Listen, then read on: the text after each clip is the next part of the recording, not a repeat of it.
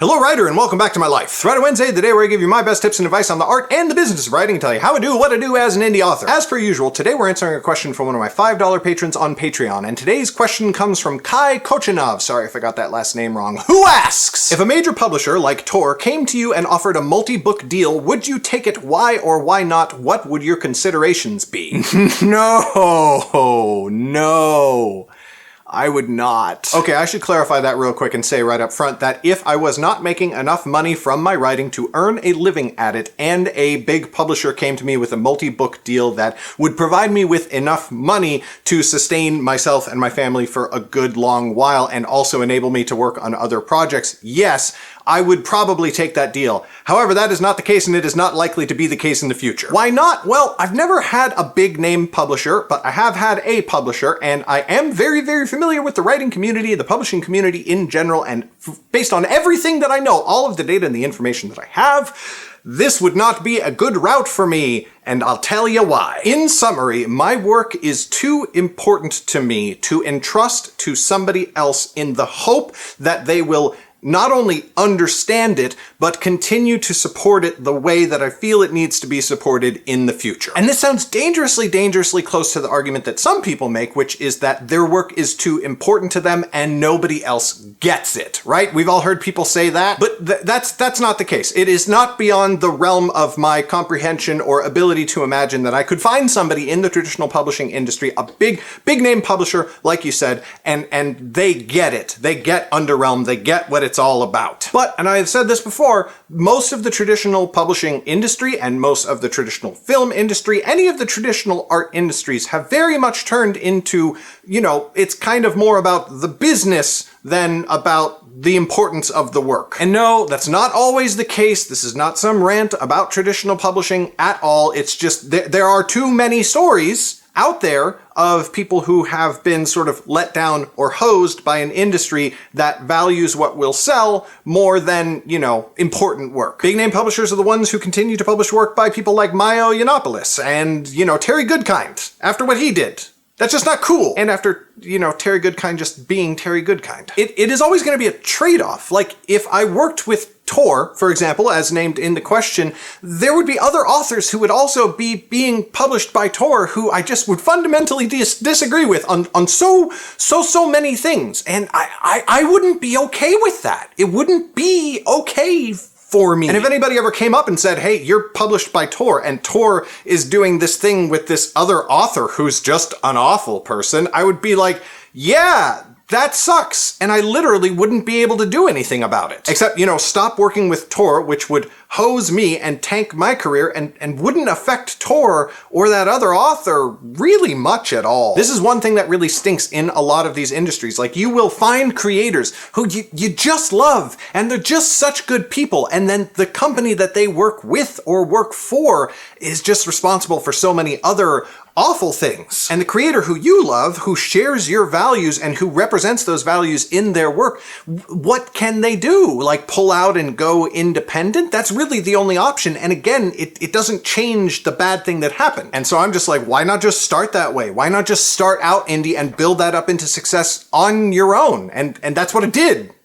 And so, that's what I'm going to keep doing. Another factor that plays into this is adaptations. If you've been following me for a very long time, you know that writing and publishing is basically a long game to get into making epic fantasy films and or TV shows. That's what I really want to be doing with my life. That really doesn't happen in the traditional publishing industry. It just really doesn't. You will sometimes see writers who go on to be script writers for their own films, notably J.K. Rowling, and that's gone so well. I didn't want to turn this into a rant video. Anyway, my point is that they never become directors, and that's what I love doing. I love directing more than anything else. I love directing more than writing, screenplays or novels. Directing's my thing. I would never, if I got a Tor book publishing deal, I would never direct the films that would be made in my books. It would never happen. It just wouldn't. It would take such an exceptional change of an entire industry that has built itself up over decades to be resistant to change. Two industries, actually, because you'd not only be competing with traditional publishing, you'd be competing with the traditional film industry. And then there's the compromises in the work itself. Like, if I were to sign Underrealm over to a publisher like Tor, and then Tor wanted to hire other writers to write in Underrealm, like I have envisioned since the beginning, and like is now actually happening, I would have no say over the other authors that they would hire. They could hire anybody. They could hire a bunch of bearded white dudes, and like, for a while, I want there to be a minority of bearded white dudes writing Underrealm fantasy. I want to spread it around a little bit, because the industry hasn't done that. And that's not necessarily because like Tor is like evil. It's just that, you know, the industry has a lot of inertia, and it is so much harder to overcome the inertia than to do what I have tried to do, which is to start that way from the beginning. Just start from the beginning, building it the way you want it to be from the ground up. Like, my ideal perfect universe scenario that I see happening at some point in the future is that the books are selling well and doing well enough that like films and television are an actual prospect,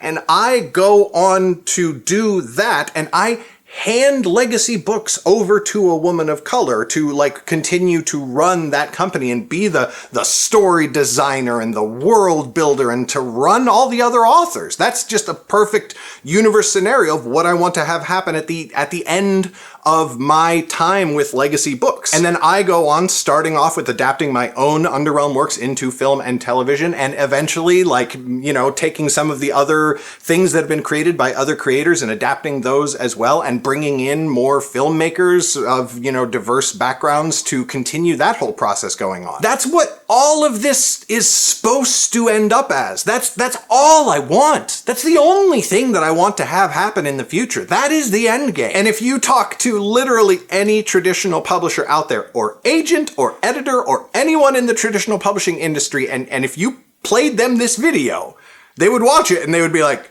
well, yeah, that's never going to happen if he's traditionally published. It's just not! Again, not an indictment of the traditional publishing industry. There are a lot of people who do such amazing work in the traditional publishing industry. Most of my favorite books of all time are traditionally published. And I would say that if you really just want to write, if you just want to write and create your stories and put them out there and yeah, like do well with them and succeed, maybe go for traditional publishing. If like you are really good at working with other people and taking advice and working with editors, and if you can do the schmooze thing, if you're really good at the schmoozing, which I am also not, let's just be clear. Traditional publishing, go ahead and like power to you and fantastic. But if you really need to maintain control over what you're doing for whatever reason, whether it's a reason like mine or just because you want to own your business and you're okay with selling less books, if you make more per book and you're fine building up a career for yourself where you have to be a business owner and everything like that, indie is just the way to go. It's a lot of fun. I have so much fun with what I do. I don't talk enough about how much I freaking love my job. That reminded me of one other quick caveat of why traditional publishing just scares the pants off of me, is that it changes. Let's say that I find the perfect publisher, the perfect editor, I get the perfect agent, everything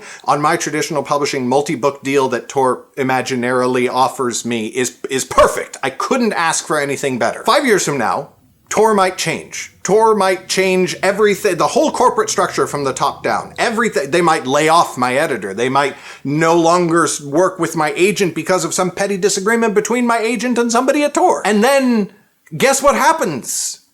Nothing. Nothing is in, my books aren't the way that I want them to be anymore. They aren't published anymore, maybe, at all. Or, like, I'm not in as much control of them as I used to be. And that would just suck. There are exceptions to the rule, absolutely. My personal favorite exception in the traditional publishing industry is Rick Riordan, who really got hosed by his publisher, not actually by his publisher, but by the sale of his film rights, which then were turned into a film that everybody hates, and nobody hates as much as Rick Riordan hates them. But he did manage to retain enough control over all of his work that he turned it into his own expanded universe, which is now being created in part by other creators, and he is specifically prioritizing and helping to uplift creators from marginalized backgrounds who haven't been able to write these kinds of stories before. That's freaking awesome, and I just love him, and I'm also super jealous of him. And he is he is such an exception in the traditional publishing industry that I literally can't think of a single other author who has done that as well or as successfully as he has. Whereas I can think of a ton of indies, including myself, who are doing exactly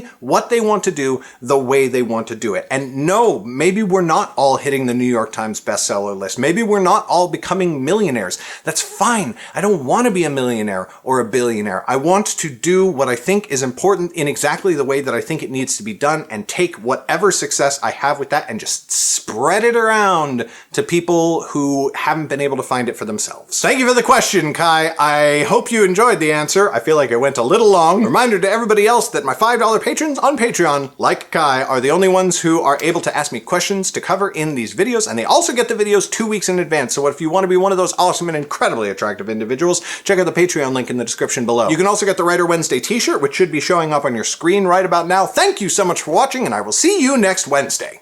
Bye! Oh, f*** me. Are you serious? Oh, thank God. Microphone's on.